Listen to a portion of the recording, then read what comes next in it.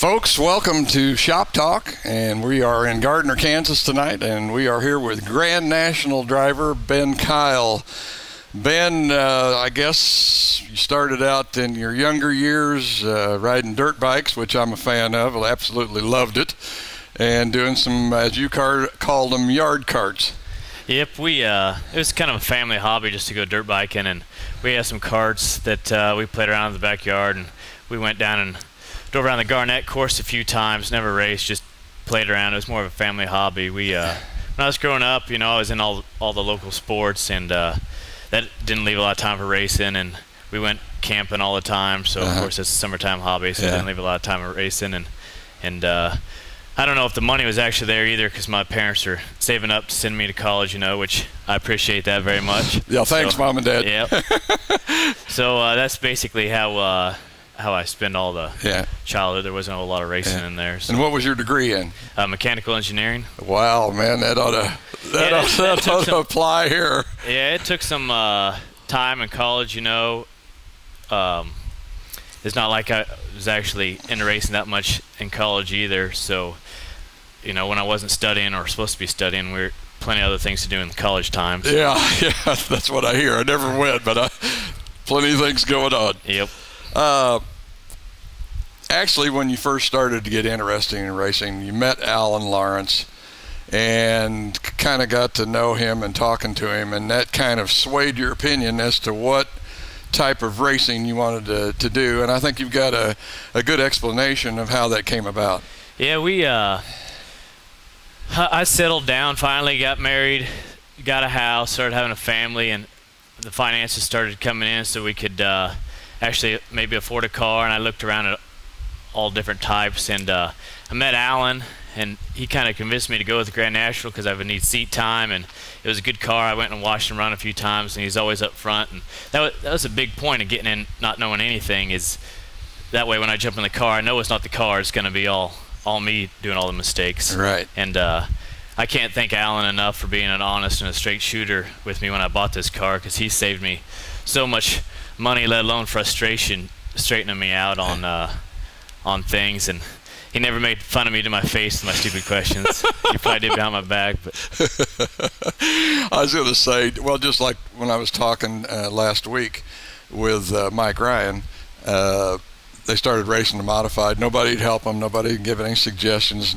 And like he said, they spent a lot of time and money just in frustration. Just researching, yeah. I mean, Alan always tells me, make sure you try everything for yourself to see how it feels. But, he keeps me from doing real stupid stuff. So he's a big help.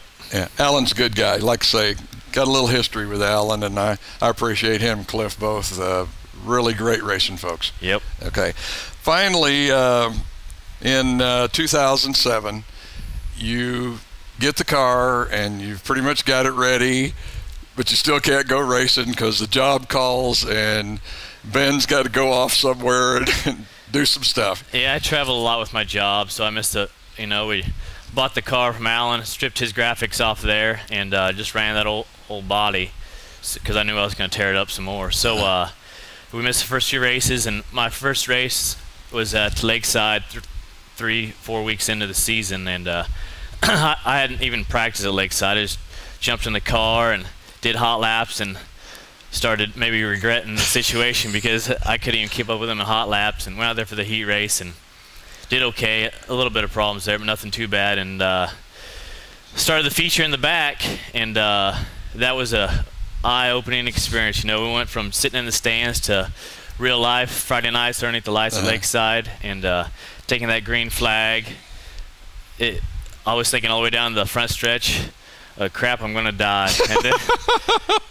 And I hit the wall in turn one, so I never even made a first feature lap till the next week. But it was good in a way because it didn't spoil me. I'm out early. I was kind of on the car every week, and it taught me that I'll be all right. Just get in there and stay calm. So it's got to be a transition from fan to driver. I'm sure there's probably not a person, at least a male, and then probably a few females that on Friday night think, boy, I sure would like to get out there and try it. And it's got to be a real eye-opener to do that. You know, sitting in the stands, when I went a few times, and you watching, man, that can't be that hard. I can drive down the highway and swerve in and out of traffic. But you get out there with 24 other crazy maniacs, you know, all jacked up on Mountain Dew. It's an eye-opening experience. It's something else. I mean, that's what even if it all ended tomorrow, I can't. I wouldn't regret it, because it's something else. It's something everybody needs to try at one time in their life. Living on the edge. Yep. Without a doubt. Yep. Okay, even still with the starting late and a few other misses, still in 2007, you still come with 12th in the points. And then again in 2008, it's more or less the same way. You get 11th in the points, but like you say, you still had a handful of misses. Yeah, we missed a few races because of work and family obligations, so vacations. You know, I've never been a big person for running for points. You know, I make my living having to go to work every day, so this is a hobby. So I'm not, you know, if we don't make a race, we don't make a race. But this year we hope to make all the races just to see where it can all fall out, you know. I was going to say, that's what I want to see, man. If you're 11th and 12th and you missed all these misses, what can you do if you're there all year? You know, the beginning of the season was looking all right, but ever since that May 8th deal when we won, we've had some random things break, and just been bad luck stuff. But that's part of racing, highs and lows. That's what makes it racing, you know, instead of just winning. I was going to say, probably the high has to be May 8th. It was fantastic, you know. A dry, slick night, you know. We went out there and we barely even qualified. A lot of cars didn't qualify, so we got to start way up front. Made all the right changes to the car. You know, they made us look like we were sitting on jack stands in the heat race. We barely qualified, and then we went out there and we set sail in the feature, and I wasn't even looking up at the flagman to see. I stayed in it, and I didn't realize I won until after the guy was on the back stretch telling everybody to get off the track. So, if I recall that race right, you did win by a pretty good margin. Yeah, we lapped probably half the field. So it was just set up that night. It wasn't me. It was the car. We just got lucky. That's half this class, though. You know, everybody in this class, for the most part, could win it any week. I mean, you got your guys you're going to have to make sure you beat every week.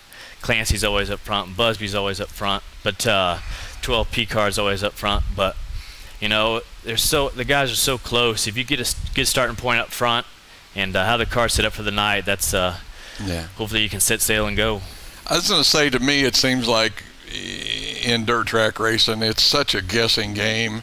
And I guess the guys that have learned to make the right guesses, and I hate to use that word because it's experience, I think, in the end, that tells you how to set the car up. But basically, you are guessing, and it's a shame there's not some formula that you just can't write down. It's almost going back to what you talked about, and I like the statement that you made as far as you go, like with a college degree, you're going from what you're taught into practical experience. Yeah, it's all theory versus seat time. So, and that's the thing, reading the track. I've gone out there, followed all the guys that know what they're doing. I've kicked the track, rubbed the track, stick screwdrivers in the track, and I still can't tell what it's going to do, So it's a guessing game. It's a guess game for this youngster, that's for sure. Yeah.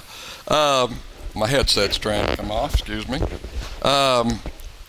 What has been the lowest point for you? I mean, weeks when you work on the car all week and Friday it gets tore up 3 weeks or 3 laps into the race, that makes it a little difficult. You're kind of doing a rain dance to hope that it gets called off. But, the weeks it does rain, it makes you realize that it is all worth it because you're jonesing to get back out next week. So. Yeah.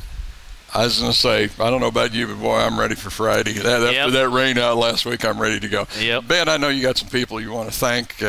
Who helps get Ben on the track every week? I have to thank my wife and my 2 kids for letting me spend so much time in the garage, and my brother for helping me as much as he can, and his wife for letting him, and my dad for helping me, and my mom for watching my little girl every Friday night, and Bill Sissel, the hardest working pit crew guy there is, and Full Circle Race Bodies and Driscoll Race Engines have both helped me out quite a bit, and all the fans I got. The 3 sister girls always come down and talk to me, and guys from my work always come out and support me. So I appreciate all the fans a lot.